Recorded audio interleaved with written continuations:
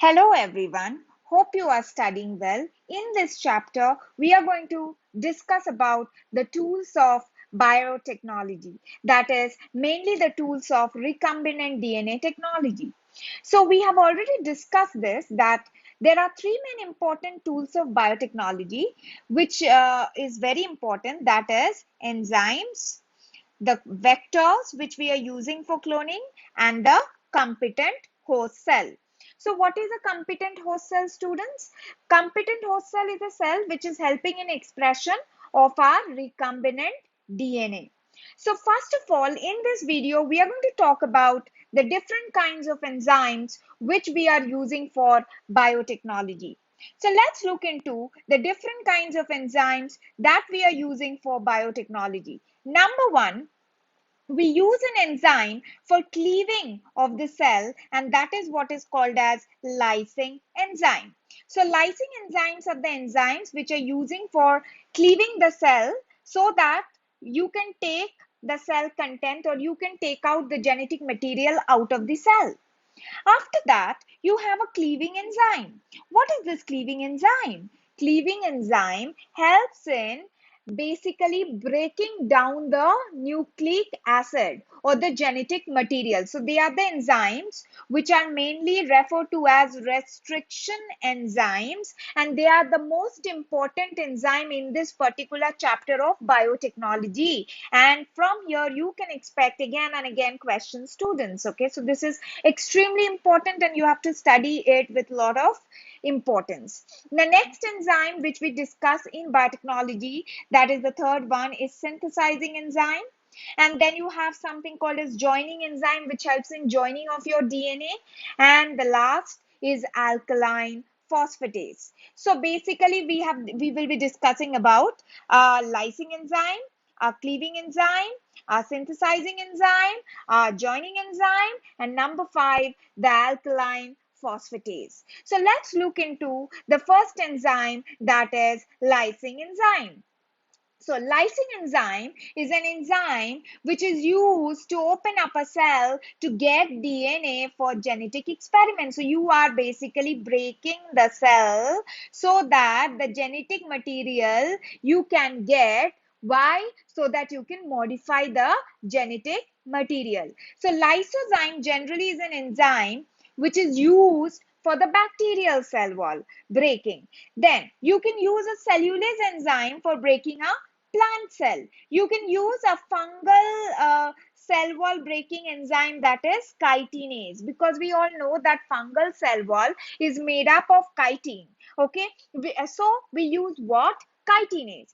Because we know that plant cell wall is made up of cellulose, so what do we use here? Cellulase. So depending upon the different kinds of cells you are using for the experiment, you have to use different kind of enzyme as a lysing enzyme. Now, the most important enzyme which we are going to cover up in this video is the restriction enzyme. So basically, restriction enzyme is a type of cleaving enzyme. It is cleaving the genetic material. Okay, so this is used to break the DNA molecule, and they belong to a large class of enzyme, students, which are called as nucleases. So what is this nuclease? An enzyme which breaks nucleic acid. Okay, now let's look into the types of restriction enzymes. Okay, so looking into the types of restriction enzyme, there are three main types of restriction enzymes. They are exonuclease, endonuclease, and the most important in biotechnology, that is restriction endonuclease. So what is a exonuclease? Exonuclease is an enzyme which removes the nucleotide or which cleaves the nucleotide from the terminal end of the DNA. Now it removes it either from the 3' end or from the 5' end of the DNA strand. Okay, where in the DNA strand? Any one of the strand of the duplex. Okay, so it gives a cut like that. Then what is an endonuclease? It cuts at a specific position within the DNA, not in the terminal end, but within the DNA. Okay, so if it is cutting in the terminal end, it is called as the exonuclease. If it is cutting within the DNA, students, then it is called as a endonuclease. Okay, now this enzyme do not cleave the end. So it's very clear. And again, it involves only one strand of the DNA duplex. So if you want to show this by a picture, it is like this, that you know that if this is the strand of DNA, if this is the double strand of DNA, where it will cleave at one end. Okay, so like this, it will just cleave at the terminal end. Okay, so you can see here it has broken this end. So that's why it is called as a exonuclease. Now, if it is an endonuclease, then where it will cut? It will cut in between.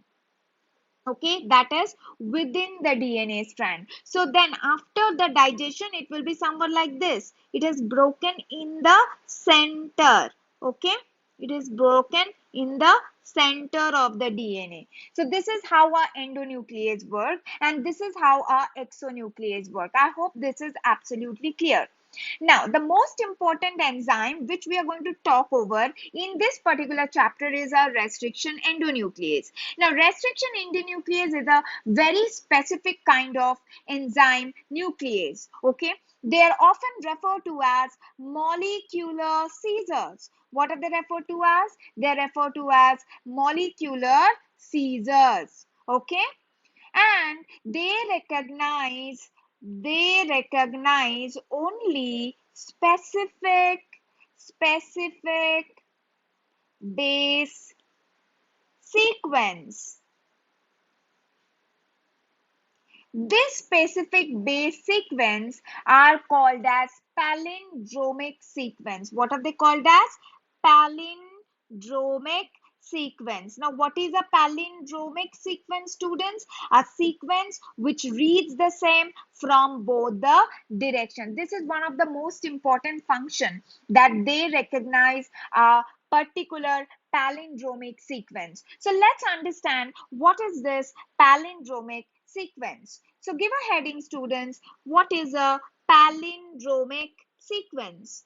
Palindromic sequence.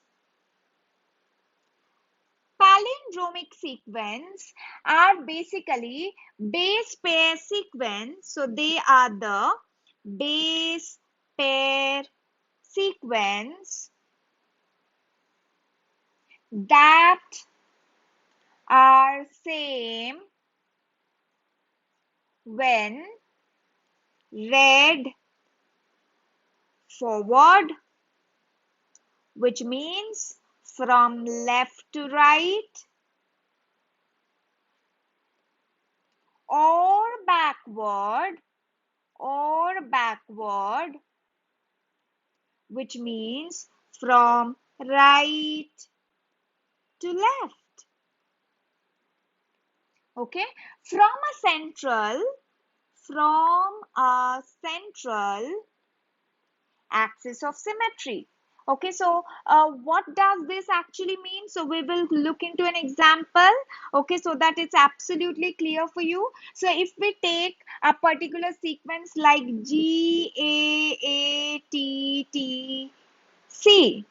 okay, let's say this is the 5' end of the DNA and this is the 3' end of the DNA. Okay, now what will be the complementary base pair? That is CTTA and G.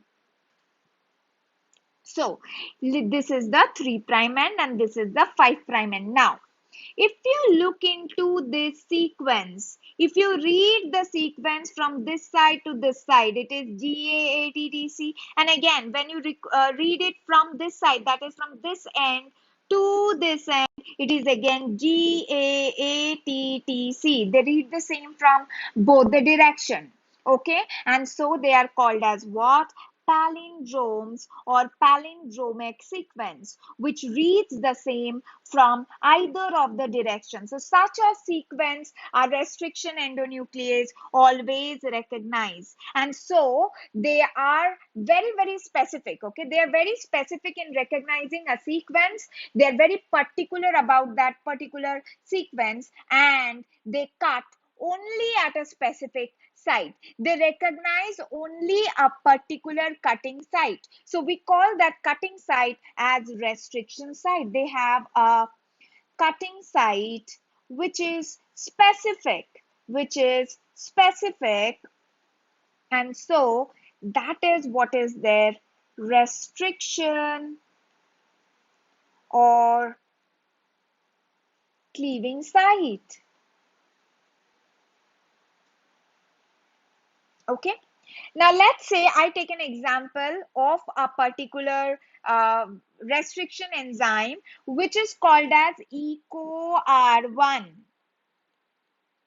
Now this EcoR1 recognizes only this particular sequence called as GAATTC,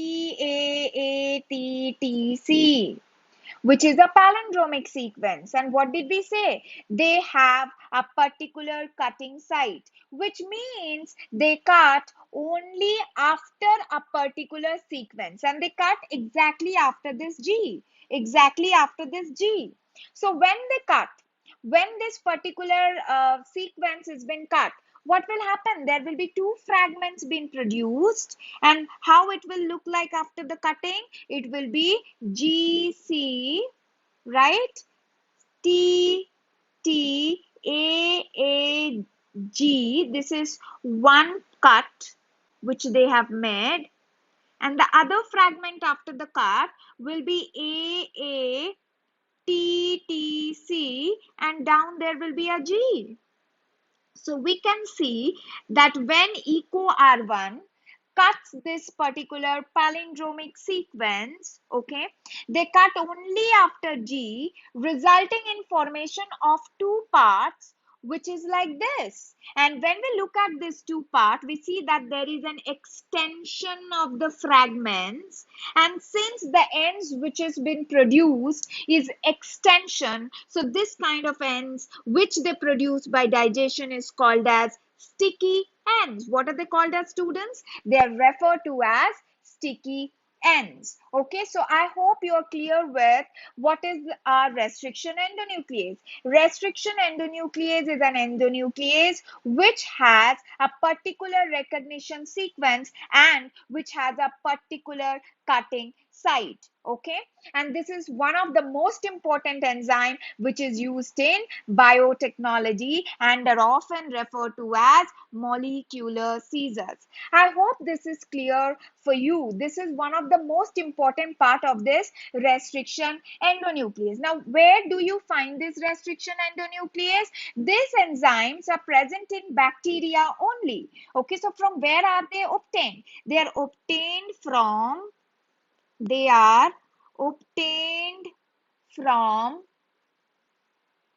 bacteria where they function as a part of their defense mechanism.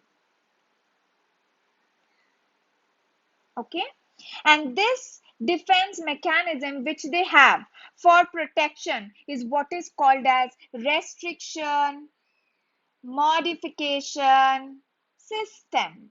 What is it called as? Restriction modification system. Okay, so this is basically for a defense mechanism. They have this particular enzyme, and this is called as restriction modification system, because we know that a bacterial cell can often be attacked by a foreign DNA. Okay, so that time they just cleave them. Okay, so restriction in endonuclease does what? This particular enzyme, that is the restriction enzyme enzyme or the restriction endonuclease, the restriction endonuclease nuclease identifies a foreign DNA and function in restricting the propagation